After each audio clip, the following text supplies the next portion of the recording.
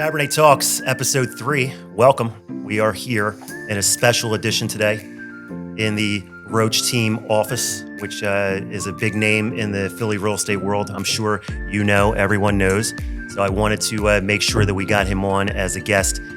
He has a lot of knowledge in the Philadelphia real estate industry. He's been through some of the bad and the good, and he's seen it all. So we definitely wanted to make sure that we had him on.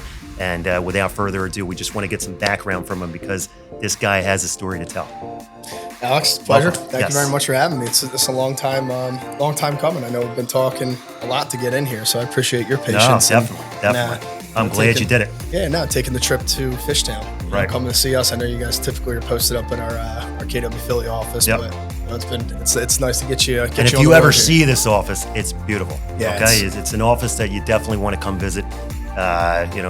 Definitely not your average real estate office. Yeah, no, I mean that's kind of the point. I know we'll probably touch in on a little bit of that, but I'm excited. I'm happy to be here. I appreciate it. Obviously, big fan of you and what you guys do, and Thanks, you man. do a really good job with our Thank team. you. Work well here, so it's an honor to be a guest with you. Appreciate Thank it. you. Awesome. So tell us when you got started, because I know you were even before the pandemic market, right? So you started in a regular market. Yeah, well, somewhat similar, yeah. So I was licensed in 2017. I have a little bit of a unique story. I kind of had a little bit of a plan without not really having a plan. Yep. I kind of understood that really.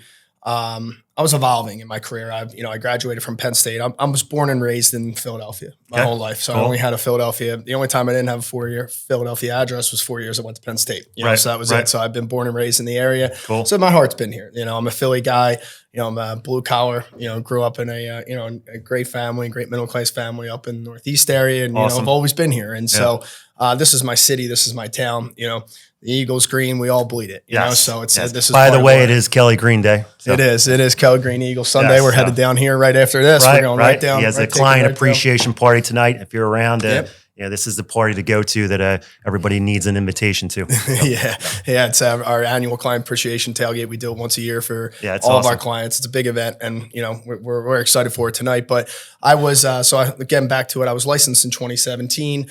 And then started kind of working part-time. I got licensed, joined Coldwell Banker, interviewed now with a manager who now is still with Keller Williams, and met honestly a lot of my really good friends in the industry, and some of these guys here that work with me now met there at Coldwell Banker. Nick Gigani, my president of sales, who sits right behind me, was my mentor at Coldwell Banker when I got there. That's crazy. Marco Gabriel was my director, who's my director of development, came in underneath me and Nick at Coldwell. Andrew Gismondi, our broker of record at Keller Williams, our director of sales, was there.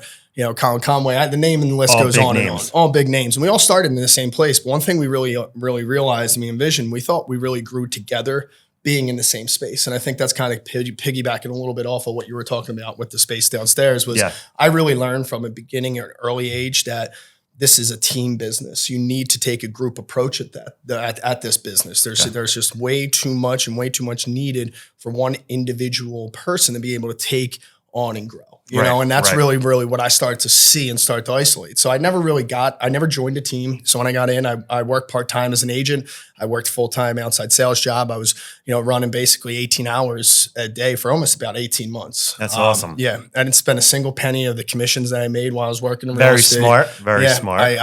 No agents can say that, I don't think. Yeah. I spent and took everything to the side. And funny enough, that was eventually every dollar and everything we saved eventually came and grew here. So, looking back on it, like I wasn't saying that I was, some master, Confucius and saw the view and the vision, but it was literally I was young and I was a hard worker. I've always been a hard worker, and it was just kind of how it was. And I remember getting my first commission check and being like, oh my. Yeah. And I think I was making 45% too. I was still turning my head back. And that's really where I realized that, I was an entrepreneur, and I knew that was really my passion. So, for me, it was like, what's the real next step? So I started selling, and obviously at that point you start bringing in additional needs. So I brought in, my assistant, who's still with my team today, awesome. my first assistant. So you stick with the original people, it helps. Yeah, no doubt. Everybody. I mean, because, I build this business and I build everything off the culture. I'm a big family oriented person, and I know that's such a cliche and cheesy thing to say. And I know everybody says that we really are a family, but like that's the difference of what's here. Now, how big is the team right now? Yeah, right now we're about 45 people all in, like just around like 50 shy once you take into consideration like virtual assistants, things like that. But, it's a big group, in the beginning, that's, it started small and it grew small, but that nucleus and the core and the culture that we founded from the beginning, we've always stuck with and always kept with. And I think that's what's different. And what's unique about us is we're all on the same page, all on the same plan, and understand the same vision. Hence why you have this building, I guess, because you outgrew Center City, right? So, which is just to point out, these guys came from, I believe it was McCann was in there too, in that office, which is another huge team in obviously the Philly market, one of the biggest other than you guys.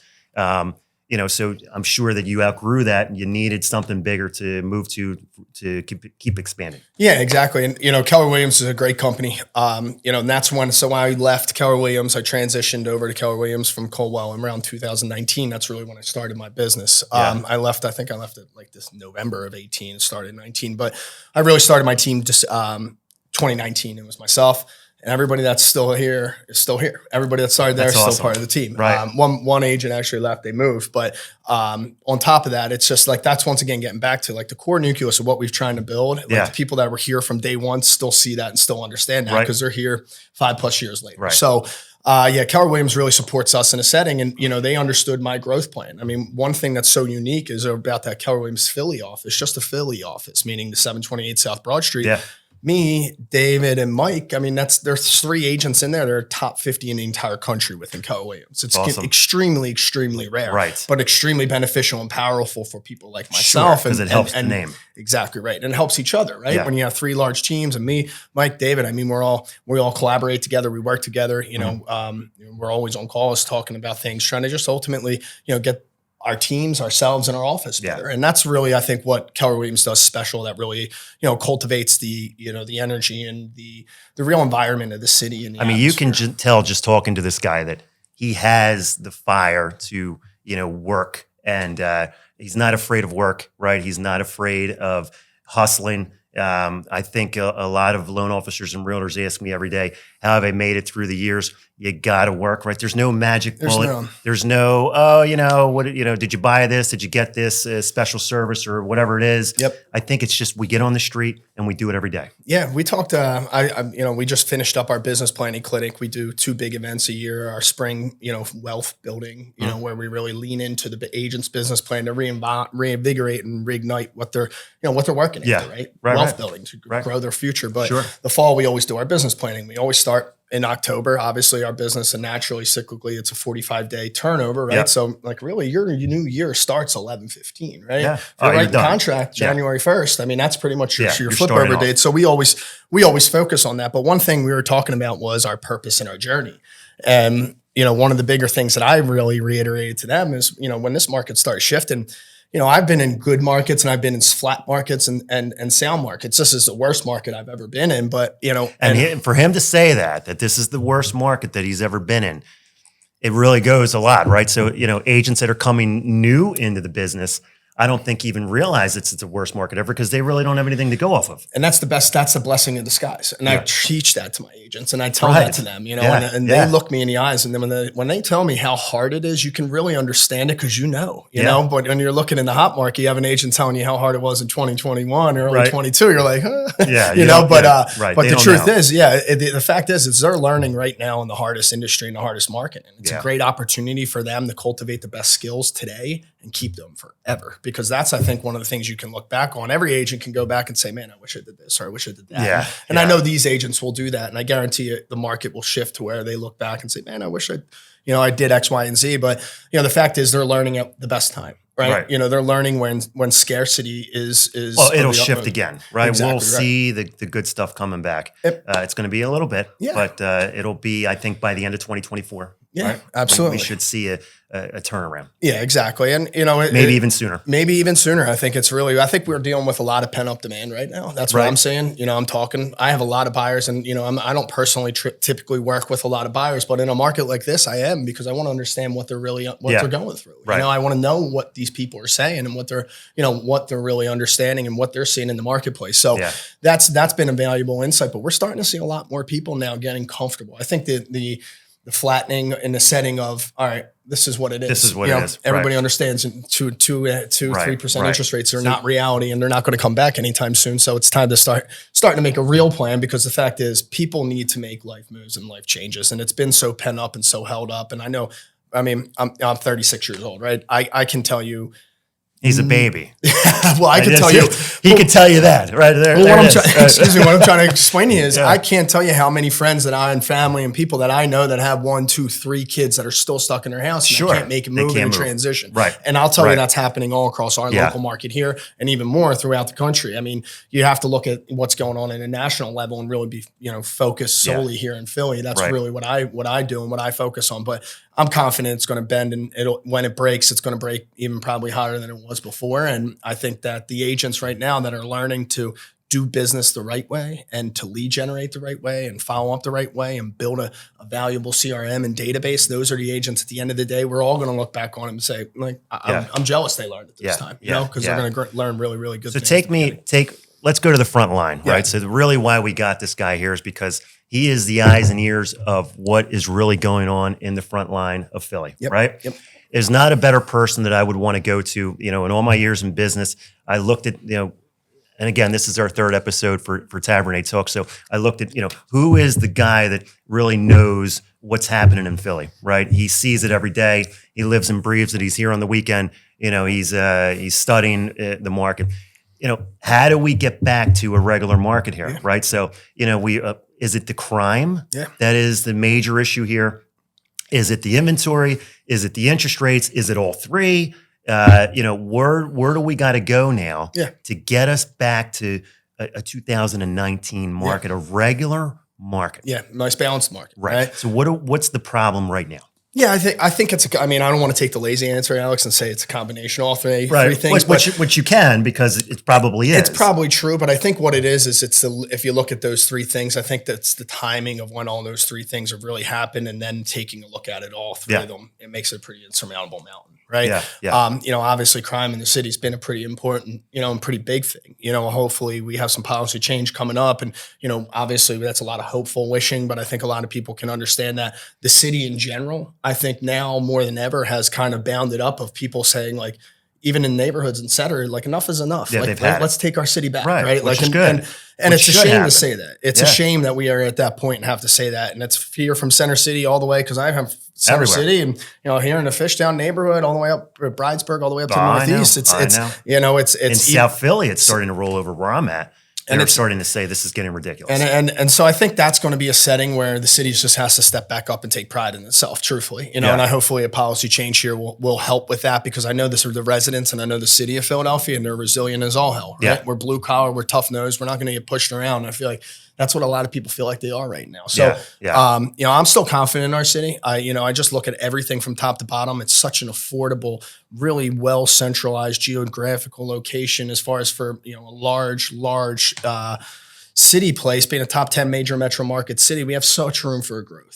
Such room for growth. And I do go back to 18 and 19 and watch the Comcast towers being built. And, remember the days which was a good time. Yep. And Amazon, Amazon was looking on the riverfront. Things. Yeah, the city was really in a really powerful position. Right. I think that everybody was behind that, but also truthfully, the market was moving. Yeah. Right. Yeah. So houses were turning and people were, developers. And there were no bidding wars. There were no crazy stuff like that. It was just it was once again more of a more normalized, balanced market, right? Life was balanced. Right now, life doesn't seem balanced and hasn't been balanced since COVID. And I think that's really where everybody's kind of trying to get to, right? Like we're trying to get there. We're trying to get back to that normalized market. Now we obviously have everything going on in the world. And then obviously the financial marketplace. So for me, I think truthfully, it's obviously rates. I think the cost of money right now is just, and how quick it was just way too big of a jump. And I think what it really hurt was the millennial buyer. I mean, you got to look at our marketplace here. My average team age is 30 years old. Our average team member, 30. All young. Very young. That's the demographic typically you're serving, right? People work with people First-time buyers, the whole nine. Right. First-time buyers, the people stepping up to their second homes and things like that, or their third homes. And then obviously we sell all the way up to the high luxury end. But the one thing you can really recognize is that the middle market here in Philadelphia seemed to evaporate. And I think that's what's kind of really paused us. You know, when I say the middle market, I'm going to say your $500,000 to $800,000 home here in the city that you would see in Fishtown go on the market for $550,000. And whether it was 3 or 4 bids or it was 20 showings in one solid bid, it was still turning. Right. It's much lower showing time. You know, our days on the market are continuing to grow. And, you know, when you have mortgage payments that are a minimum of $3,000 a month now, minimum, that hurts. You know, I'm seeing a lot of these buyers come to me, like you said, they're out there. Once I tell them what the mortgage payment's going to be, they're running, right? They're not responding to me. They're not getting back to me. They're saying, you know what, that's a little bit too much. I need a payment of $2,000 a month or $2,500 a month, and you can't get there. Yeah, and the issue you're running into there too, Alex, is it's funny you say that, is like, hey, you're working a weekend and you have a pre-approval rate, and you come back in on Monday after seeing a house and rate, and you know the 10-year went up and your rate changed, you know, and mortgage rates jumped, and then next thing you know, now that house is $200 more a month. Even, and then last weekend it was $400 more. How much more can the buyer take, right? How much more can the buyer take? So I think that stability is going to be really good for us. Obviously, I think hopefully some policy changes here in the city just really taking a sense of pride and responsibility. You know, and that even gets down to the position of just like cleaning up after yourself. I mean, that's just, it's just normal human decency. I think is not saying that we don't have that here in Philly, but it's just like everybody just has to go back to being normal. We'll cut that part out so that he doesn't. So no one listens to that part. It's fine. What I'm saying is, in general, just like, you know, just having the pride back in the city, I think is important, right? Like you see how fired up the city is, and I like truthfully the Phillies, the Eagles, that brings that renowned sense of energy to this community in this area that really just like fires people up. Sure, we say all the time the best day to make follow up calls is Monday after an Eagles win. You know, because everybody's everybody's juiced up. If you call, you know, Monday, just don't call before 3 o'clock because you know if it's a night game, they're not getting up till 3 in Philly, but then they'll be in a good mood. No doubt about it. You know, so you know, but that being said, you know, I'm confident in what the city has. I'm confident in the, you know, in the corporations, the businesses. I also think there's still a lot to go here. I think that, you know, we still are in a setting of talking affordable nationally, you know, major metro market. I think we have ways to go. And that leads me into, so I ask this every week, right? Because you know, I myself live in South Philly and it's still pretty decent, right? The market is kind of moving there, but not what it was. Okay. But I look for, you know, what are the top 3 neighborhoods in your mind right now in Philly that you think are the best? If I was going to come to you, Jim, and say, you know, you're the man, right? You know your stuff. You obviously got a team of 40 or plus, you know, in one of the biggest offices in the city. Where am I going that I'm not going to get overpay? And I can actually leave my house to walk to the store. Right. Listen, I mean, that's the best thing. And we've been talking about it a lot over the past couple of weeks is you can always renegotiate the rate. You can never renegotiate the purchase price. Sure. Right? You know, you can always go down at the end of the day and, you know, refinance down the line, but what the asset you're buying, where you're buying it and everything, that's fixed. Yeah. It is what it is. Right. So, you know, when we say you can't pick up the house and move it somewhere, so the land you got is the land you get. Right. Unless you have a mobile home. Exactly right. And that's, you know, fortunately, you know, it's not happening in Philly. Not yet. But, you know, so for me, I'll be completely honest with you. And this is a neighborhood that I always look at and I think gets very, very soft very quickly. But I think it should be due to the nature of really the demographic that's there. It's the Queen Village neighborhood. Right now. Queen Village right is nice. It's a beautiful neighborhood. Definitely. I grew up there and I bought my house in 2008 in Queen Village, 4th and Catherine, during kind of like the last downturn. Meredith is one of the biggest schools over there, right? Yeah, Meredith's a great school there. It's got a great parent community organization there. Everybody's really active in the community. And it holds its value, I'm sure, over there. Holds its value, but that's funny. But when the market does correct, what you see is in Queen Village, you're going to get a lot longer term homeowners. You do get a little bit more parking in sense of like that's developed. The neighborhood's been developed there. So there's garage parking and different things like that. Your street parking's not the best, but you know, but the fact is you're going to find the people there that have a lot of equity in their home that regardless of how much equity and they need to make a life move are going to make the life move. Okay. I think you have to look at the turnover of where the homes are and where people are at. But I'm seeing a ton of value down in Queen Village right now. And it brings me back to when I bought my house because I remember Queen Village and buying my house with my wife and being like, I'll never be able to afford Queen Village. And it was an exact time like this where some numbers softened, people kind of pulled back a little bit. And then you got in. And then I got in. And best investment I ever made. I turned that house into, which is now basically my new, my next home. Oh, that's and great. that was a very small 5% down purchase. Right. Rolled that all the way in up into my next That's home. awesome. And so like that's the thing. That's when So it was an investment that it's works. an investment, and the rate, my rate was high. I think I forget exactly what my rate was, but it wasn't in the fours. I know that for a fact. I had PMI, I had to go there, I had to get the appraisal. Okay. I was doing the whole thing. It's not a big deal. Not a big deal. He made it. I made it. Right. And truth be told, looking back on it, I wouldn't be where I was today if I didn't make that move then. Sure. In a setting of housing, because I would have been competing with everybody else. Yeah. So I think what I'm trying to get to there is that there's always the right opportunity for right situation. It's not going to work for everybody to buy right now. Right. It's just plain and simple, not going to work for everybody. But those who it does work for, there's opportunity out there. Queen Village, I think, is huge. Another one, too, is Graduate Hospital. Okay. Graduate Good Hospital area. was a smoking hot neighborhood, really, since COVID. We were a top selling agent there in 21, 22, and I don't know where we're going to end up this year. But, we're seeing numbers there where we were selling condo units at the new construction condo units north of $475 a square. You're seeing them south of $4 right now. Wow. Full 10-year tax abatements and things like that too. And you got to remember too, the new construction market in certain places are always going to get a hit first because there's always more underlying back end inventory. Developers have timing. They will move things. Yeah. But overall, what you're seeing now is you can see single family residential homes with parking almost as the same price as those, and that's a tough thing for a developer to combat. Okay. It's a little bit of an easier thing for a seller to combat, knowing that, hey, I have a house with parking that's, maybe a little bit outdated, but the fact is, once again, you can't move Parking the is house, parking. You have your parking, you have your value there. So, there's a lot of value out in the area there. And then once again, I hate to be like the stereotypical neighborhood guy, but sitting right here, Fishtown right now, there's a lot of value out there. Yeah. There's houses that we're listing right now that I would put on the market $100,000 higher last year, and it would go 150. It would probably So go over still going overbidding and all that other stuff. in certain houses. Now remember, every market at any time, the interest rates could be 15%, and it could be the worst market in the world. You're still going to have multiple big conversations and competitions at times because there's People only one. will always buy houses. People are always buying them, and then when people want that one, they're going to go get that. They don't one, care. Right? They don't care. They're going to get what they need to get. Right. So you're still seeing that, and it's funny, but not obviously at the level No, which we were. So. no. There's a lot of value in Fishtown right now. Once again, I think there's a ton of it, and I think you're starting to see a lot of that pent up demand. My question, my concern is in what's next spring look like? How much inventory, how much of that pent up demand's really been tight here for us for so long that. Well, here's what's going to happen, and I hate to say this, at a rate of 8% right now, people are running away and saying, maybe I should wait.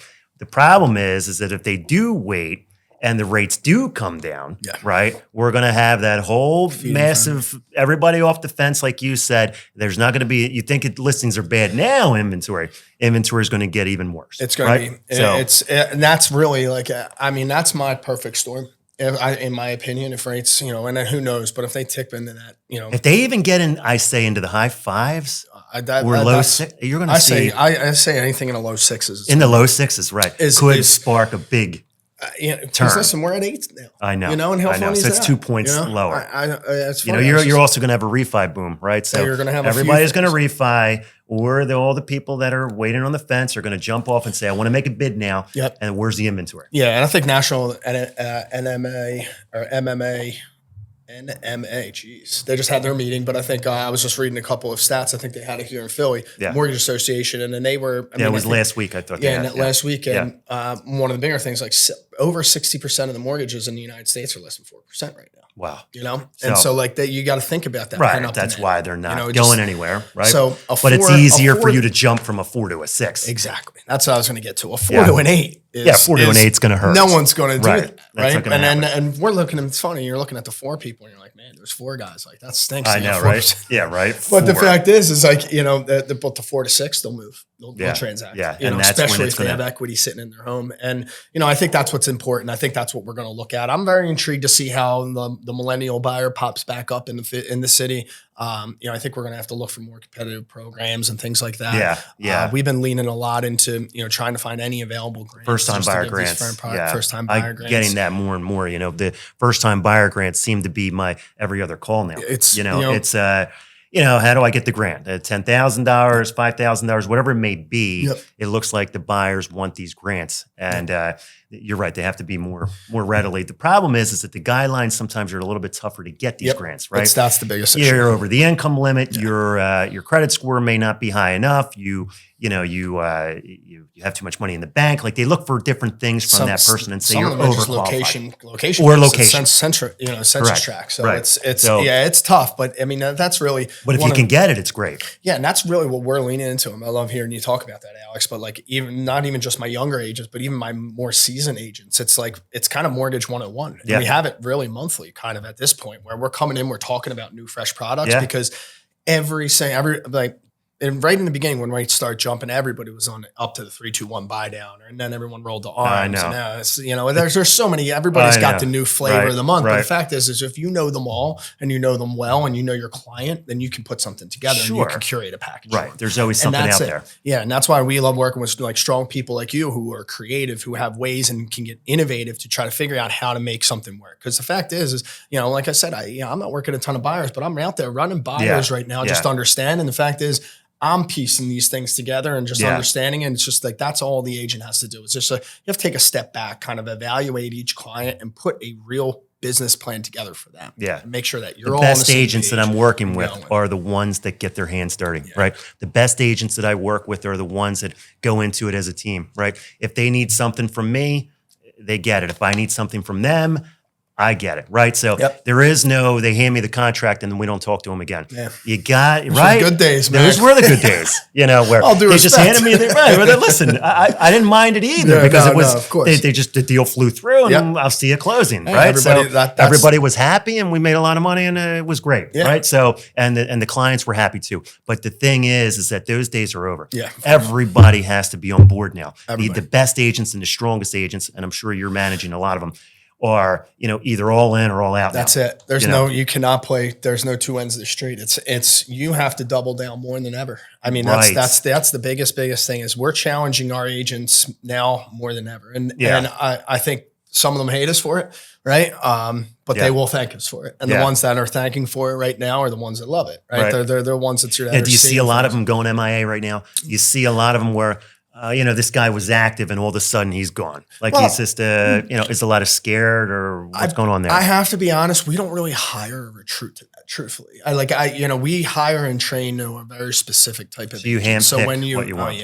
I mean, we're very selective. We always say hire slow, fire quick. Okay. And that's why I think my retention rate's so, knock on wood, tight, because we don't really just bring anybody in. We want to know what your goals are, and they need to align with mine. They need to align with my entire team, entire company. So the people that are coming in here, they know they're a certain type of person. They have a certain drive. They want something a little bit more. So we typically, that's when we start to lean into them. When things are going south or when things get a little sour, that's when we really ramp up, right? So, and that's a funny thing. It's like, going back, like my business grew during COVID. Yeah. Like everybody was laying people off and that was really my springboard was, you could pick them up, right? As they're being laid off. If they're half decent and you think you could do something with them, they may have joined you. Well, it was that's really when I didn't even mean in a sense of agents. It was just in a sense of, I was looking around and seeing everybody scared. Okay. And I was like, I was looking around in the setting of like, look, even in my competition, like, oh man. Yeah, they were scared. Everyone's laying people off. I went on the He probably loved it. I went full offensive. I was hiring. That's why I hired my director of marketing, which really springboarded my business, and then went out and then that was when I really brought in my first team at the end of, towards 21, different things like that. So that's always been the nature of JRE here, is just like putting our heads down and just kind of we love the mud. We like being the nitty gritty. We like grinding through it because, like you said, the good times will come and anybody can handle the good times. Right. It's those that can really flourish and lean into the hard times and still have a smile. The good times will come back. They will. No doubt. Okay. So we're back with Jim Roche. We're on a roll on the Philly market. He obviously has gone through a lot with us, and his insights, I think, will go a long way if you're listening to this podcast. So you definitely want to tune in.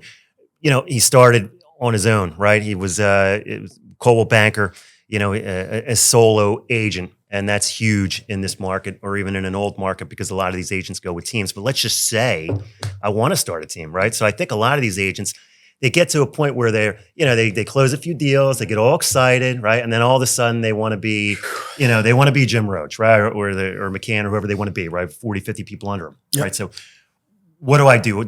How long should I be in the business before I do that? Yep. And then,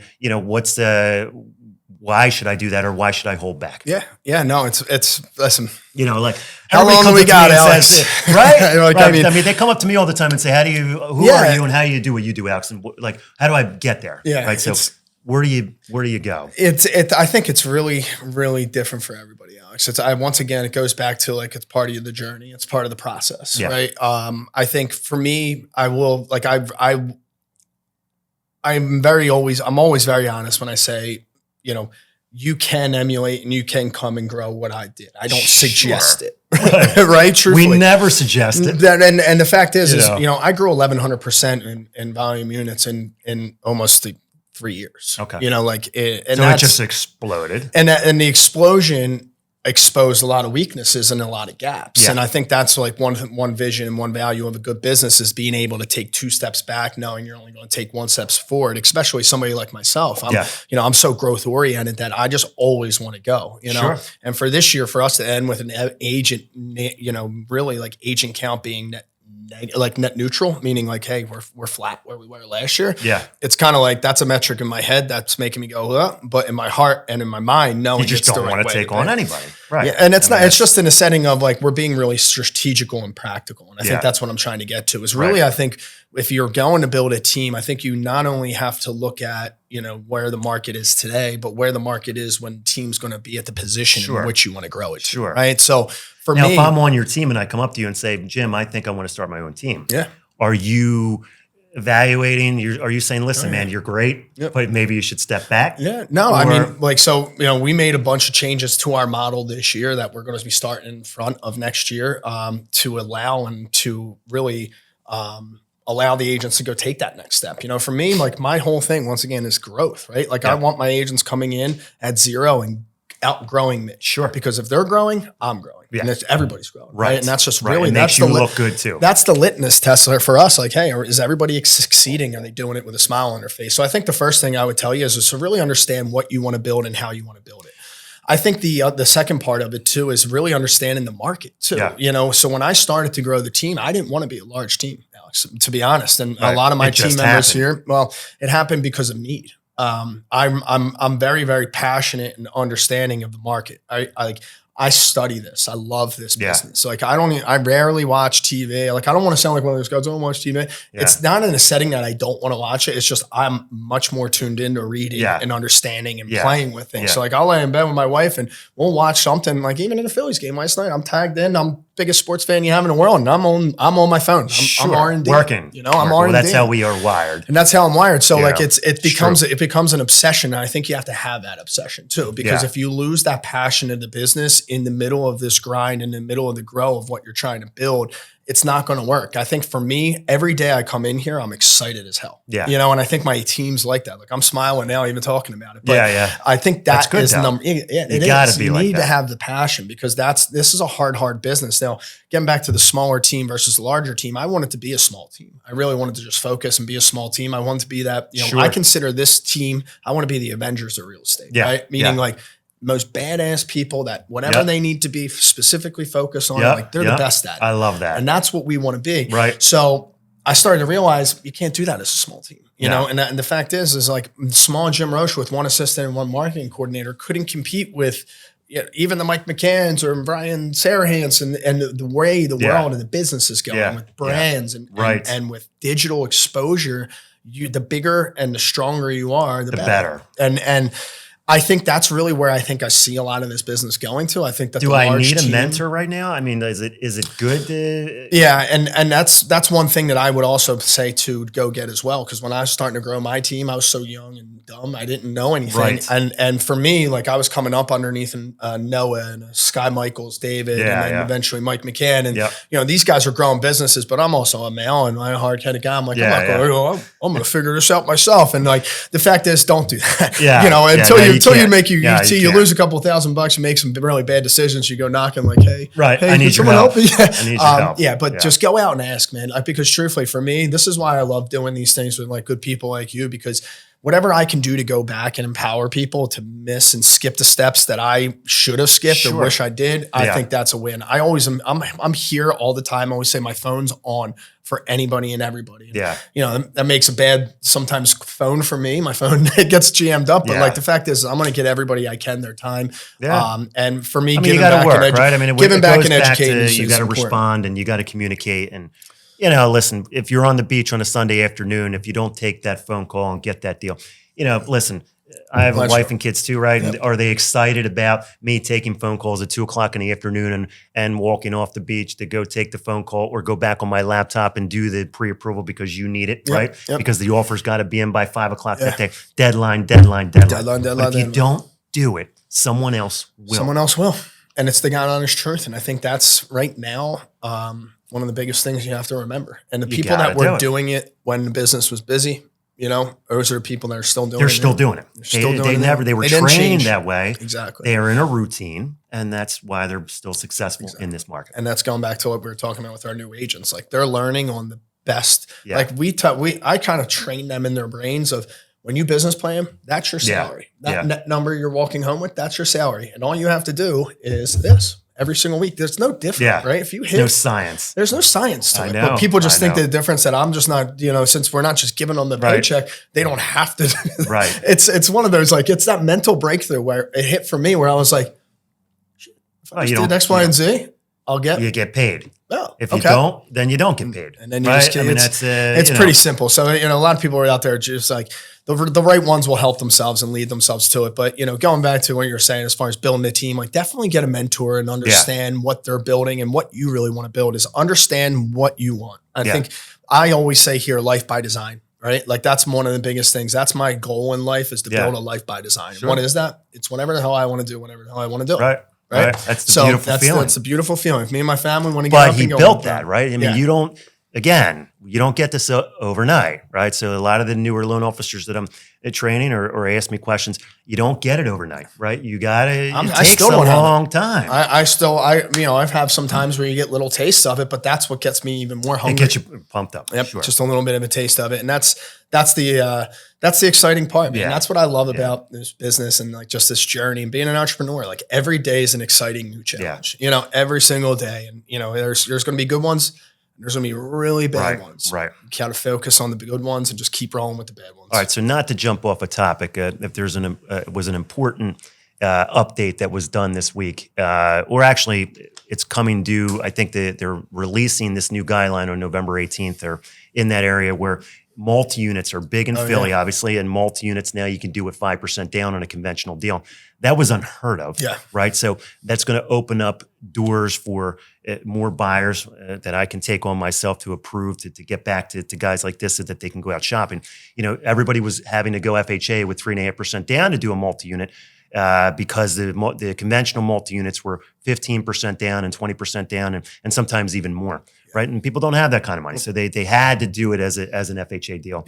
But now with this new opening of 5% down conventional with a multi-unit, what do you think? Are there a lot of multi-unit? I mean, it seems like there are a lot of them in the city. There's a lot. And I think, you know, so that's one of the areas right now that the market, in a setting of market, once those rates jumped, I mean, those deals didn't work. They didn't do anymore. So, you know, the investor multifamily market is really only right now trading cash to cash hand because your buyer who may buy the building, live in Unit A and rent Building B, it's just not, they didn't have the affordability, nor majority didn't have the cash on hand. Correct. So I think that's going to be a really nice product for our market. It should open up our market. It should open up a lot of first-time home buyers and a lot of people like we were just talking about, Alex, like for myself that, hey, the rate's high, but if the numbers and the situation works and your rents are covered and you're getting the rental income. You're getting everything you need there, the equity and, you know, obviously paying down your loan, but also the appreciation you're going to see over time buying in a market like this where there's not that much competition. That's a purchase that will change home buyers' lives in the future. Right. And I think that's where we're going to see a jump up And I think more that's people. when we were once again going back to like the loan products and opening up different loan products and just being aware of them. I think that's one of the things, because if that eases just a little bit of a marketplace, it's going to ease a little bit more, and so on and so forth. So, I mean, we were really excited to hear that. Obviously, like you went on Instagram or anything, every mortgage guy in America, every mortgage guy in America was blasting out. But it's like, so like it kind of in the beginning, you didn't really understand, but the way like this is the first time really vocally talking about it, but hearing it in the way it's a big change. And I think it'll help. The problem in the mortgage industry is loan officers, they will only come alive on Instagram or Facebook if there's 16 other loan officers saying the same thing, right? Yep. But if no loan officers are talking, then they're not talking. And that's the problem. You cannot be hidden. Even as a real estate agent, we do a lot of marketing. Like I have a marketing guy on my team that does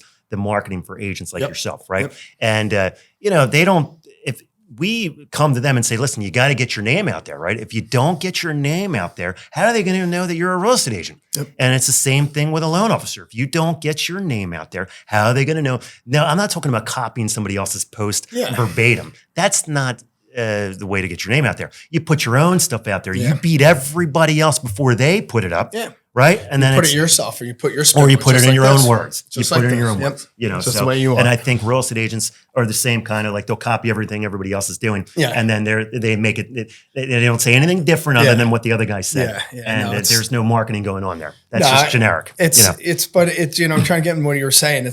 Those are the things and those are the topics that I think are really going to make a pretty big impact for our marketplace. That's going to help keep pushing us along. It's just that, like obviously this year you're going to feel the market. The market right now saying we're about down here locally in Philly about 22% year over year. Yeah. I'll tell you, like it's in a majority of like people's businesses and agents' businesses that you feel it's closer to 30 to 40 just because of the people they're transacting with and who where they're transacting, things like that. So the fact is any of those little wins, any of those little things for our agents to be able to even just pick up the phone and call the clients right now, they're just just little wins, but there's opportunities, and that opens the door for people. And I think that's really right now what everybody needs to be focused on. Just any door, anything that's cracked open it up and see what the hell's inside there. So I used to have an office on Passyunk Ave back in 18.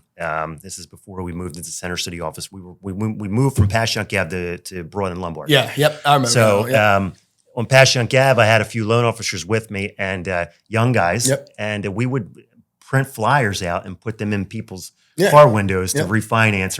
I mean, that's what it was. You had to hustle, right? You were on the ground floor, and that's it, man. You put the flyer in the window, and then you hope that they would call you. Maybe you did get a call. Maybe you didn't, but you did it every week. That's it. That's just what it is. It's so funny. Like when we were talking about the guys here that are here, like Nick and Andrew and Colin and young guys. Marco, like when we started at Colwell, when I went going to the point of saying like, that's just what you thought you did. Like it was part of the job. Like I came in the office, everybody just got up at 2:00 and everybody went out the door. We all were going door knocking. Yeah. And it was just kind of like part of the game. It was just what it was. It was the job. Yeah. And I think that's just kind of where we are right now. It's just like we have to get back to going back to the street again. Got to get back out there and get more active. Which I don't mind. Me neither. I think that's fun. We love it. Me and Nick talk all the time. It's like, man, I'm like, we're lead generating, like having time to actually sit down and actually pick up the phones. Right. It's like so good just to reconnect and get back out there. So I think, and that makes me sound like an old dog to be like, listen, go back to the old days. But it is sometimes you got to be the old dog because the young dogs look up to the old dog. Yeah, it's right. That's very true. You need a mentor to do that. So, all right. So listen, is it going to be a long, cold winter? I don't know. Right. Everybody's asking me that every day. What's going to happen in December, January, and February, Alex? We're going to go into the coldest months ever in real estate coming up with rates staying at 8%. Historically, houses don't sell in December, January, February, which I find false because I've done a lot of business in December and January in my past time. Right. So what's the prediction coming up here for 2024? The Jim Roche prediction, the one that everybody's been waiting for, right? The one that we want to know, like what's going to happen in 2024? Will the rates come down? When do you think they'll come down? Is real estate going to make that big turnaround at better numbers in 2024 versus 2023? Yeah.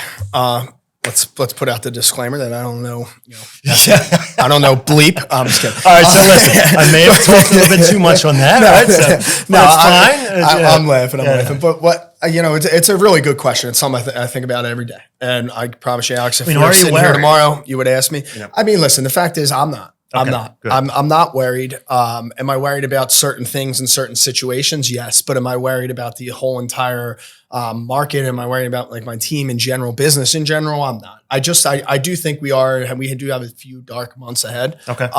But I think that being said, exactly like There you is said, light. there's light at the end of the tunnel. Yep. And I always have my best quarters, quarter 4 and quarter 1. Yeah. Every right? single year. Why? December's Alex? a great month. Why? Because people are closing when no one else is in the market. Exactly. They steal those deals. Exactly. A lot of them want to close by the end of the year, Exactly. right? They want to get it on the books before January 1st. Yep. And then a lot of them get a jump start in that winter month because no one else is doing it. That's what I'm going to, so what I'm getting to, and my real evaluation of how 24 is going to be is I know there's houses that are going to sell next year. Sure. I know for a guaranteed fact. Yeah. And the way I'm looking at it is I have to go out and get my lion's share and get the most of it. Yeah. Because I know everybody's thinking about it. At the end of the year, people are going to be getting their GPAR dues and their MLS bills. And they're going to be thinking about it's going to hurt. They're going to be thinking about if they're going to renew that license. So those Sure. people are going to be more on the sideline. Those are the people taking 1 to 2 to 3 deals off of, the greater mass from the beginning. Yeah. Agents that are out there doing exactly like you and I were talking about and repeating the items, whether it's December 23rd or December 30th, right? Like during those times, the people that are out there doing it, they're not going to see a change in the marketplace. They're going to see the same business they've seen last year. It's just going to be It's level. just going to be level and business as flat usual. and business as usual. It's going to be tough. You're going to lose deals. You're going to lose bids. It's Yeah. going to be exactly as you have right now. It's Right. going to be a dogfight. That being said, if you look at the greater macro level of things, all right, election year's coming up next year. Typically that helps to loosen some Sure. things up. Hopefully we maybe get some help there, but we really don't know. But Right. once again, getting back to that's why I said, I don't know anything. What I do Business know as is what I usual. can handle is Right. my activities and what my agents are doing every single day. Cause I can tell you one guarantee I know is there will be houses selling in this city next year and I will Sure. be a part of them. And that's how we really look at it. Right. So I do think grander scheme. I think kind of like you're saying, I think kind of coming out of the spring after the bleak winter months where everyone's kind of pent up and, if rates kind of settle a little bit more and we get a little tiny dip, I think we can have a good spring market. Yeah. Our summer market here in Philly is always worse than our winter market. Right. Why? Everybody's down the traveling. shore. Everyone's all over the place. No Sure. one's shopping houses. No one wants to prep No. their houses. So Right. the winter markets aren't as bad as everybody likes to think. And one of the biggest things I like to say, we're just talking about business planning, everything like that. It's my favorite stat. 86% of the time you don't hit your quarter 1 goal, you don't hit your year end goal. Right. You got to So hit you that set quarter. You got to come yourself out up. strong. So that's what we're preaching to our clients here is we really have we have a year right here. These next 2 months, Q4 and Q1 will change your business and your life through the next shift until the next shift. Right. Think about that. So what you do now is what's going to happen for quarter 1, 6 months going man. in November and on. I call it If the I told 60-day you and sprint. said, if I told you, Alex, 6 months of the hardest grind ever for 10 or maybe even 6 years of just running great business, right? Everyone's You're sign gonna up do for it. Everybody sign up for it, and that's just kind of how you have to look at it. And if it's 8 months, then it's 8 months. If Right. it's 4, great for you. Right. If it's 12, Right. it is what it is. You just Yeah. have to keep and stay on that journey. Yeah. So I do think I think we're probably going to have a very similar year to how we have this year. I think the sales will probably end up pretty balanced. I do think prices will start to transact and come down a little bit. Okay. We're not seeing that as much right now. Certain neighborhoods and certain areas will hold. I know that for a fact.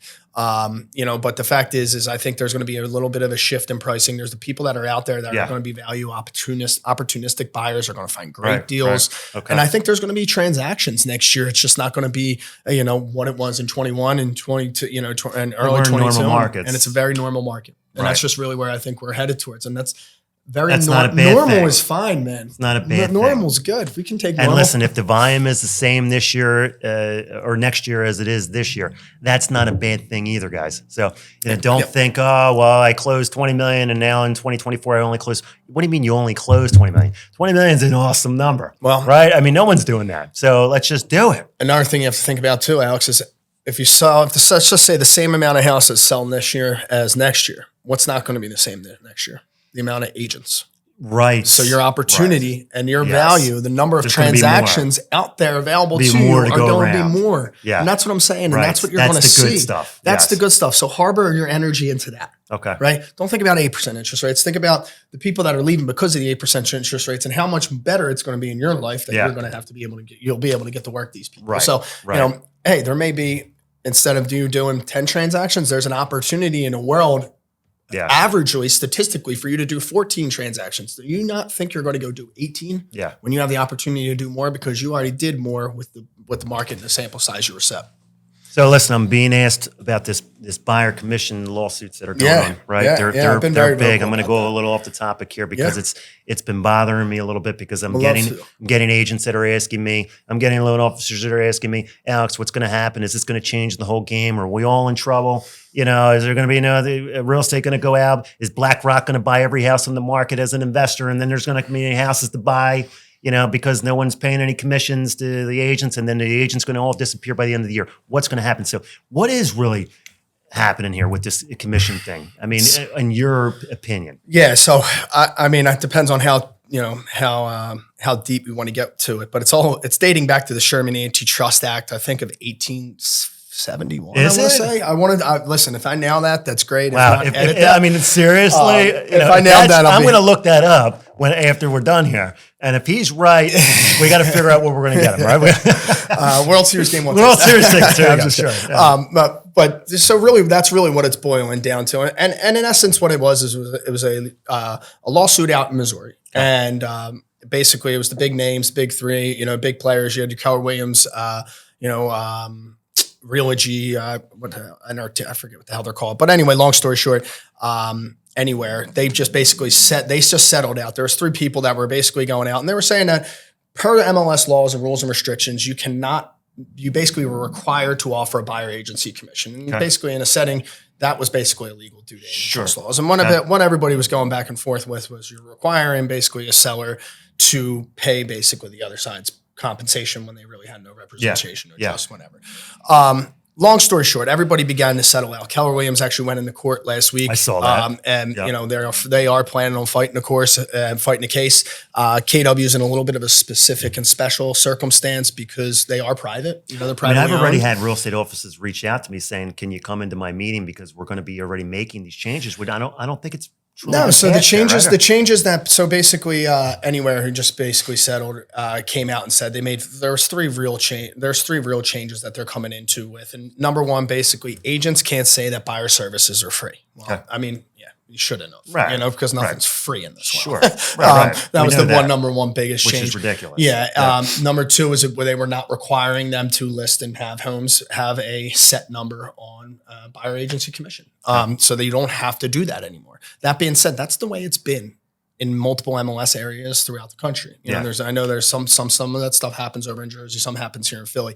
The biggest thing, and think where a lot of people were concerned about was the buyer having to pay the buyer's agent their commission directly instead of the listing agent paying or the seller paying it. Yep.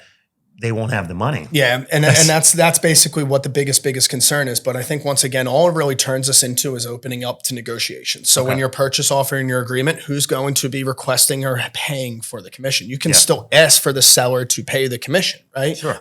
Your buyer agency commission. I think the way I really pitched this and talked to my team was, this is great for people like us. And why? It's because now you're not guaranteed your value because somebody else said it. Right. You're guaranteed your value because you had to show it to a Would buyer. that be a seller credit now, I guess, right? Well, then that's how it would operate. The seller would provide a credit. But how many sellers you want to know right now that want to provide a credit?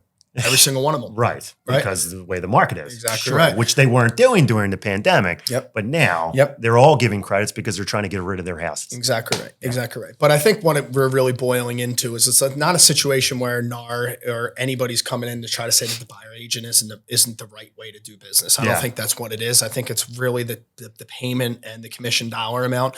And the fact is, once again, if it comes into a situation where you have to go and negotiate your contract, it's the same exact thing you do when you go in to get a listing every single time. Sure. Hey, show your value. And if you deliver your value, you get paid. If not, I'm going to terminate it, cancel a listing and give it to somebody else. Right. It's the same exact business. So does it make it a little bit harder? It makes it a little bit harder, but the agents that have value, that can deliver value, they're going to get it. They're going to get it. Right. So that's why the strongest are going to survive, obviously. That's what it gets to. And that's why we look at it as exciting time, because the people that are getting, who's this crush? Zillow, right? Yeah. Think about our big box competitors where they're taking our data and selling it out. I'm not going to pay Zillow thousands and thousands of dollars to potentially get a contract to negotiate what I'm going to pay, right? Or what I'm going to get paid, right? It's not like a set fee. Yeah. Zillow bases their whole product, Redfin, all those guys, they base their whole product off of 2.5% buyer agency Oh, commission. by the way, leads. Zillow has their own mortgage company, everyone. So, look out, loan officers, because if you think your leads aren't going to Zillow, they are. They are. Yeah, the mortgage company, they have their own in-house mortgage company now. So, a lot of loan officers partner with Zillow and realtors to get their leads. And what they're not being told is a lot of these leads are going to their in-house mortgage company, and Zillow's really not saying anything about it. So that's really, I mean, that's my shot at Zillow for the week. Yeah, and here's my shot, and I tell Zillow every single week. But my goal, the way I look at any business when I'm opening and turning or trying to create a new lead generation source, it's how can I beat that buyer to Zillow? Yeah. That's solely my name of the game, and that's what I think about. You have to look ahead into the future, right? I knew I wasn't going to be able to buy and build a business off of buying leads. That's why I never bought one. That's good. Because I knew everybody could do it. I had to create something that was niche, something that was set to me that only worked for me. Yeah. And that's why I always led that way. Now we're a bigger team now, right? So we do run some Zillow Flex, which I freaking hate. Yeah. God, edit that out.